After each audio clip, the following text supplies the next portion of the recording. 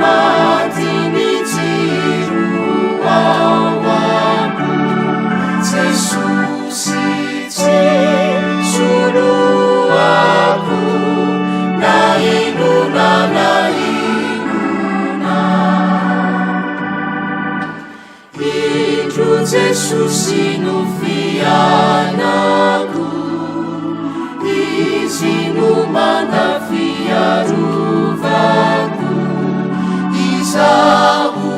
efa matine fa novelominitra ka na dia mahantra azaty ka tsy mbola nafindra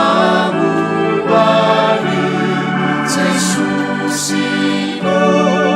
ajarako na pianireza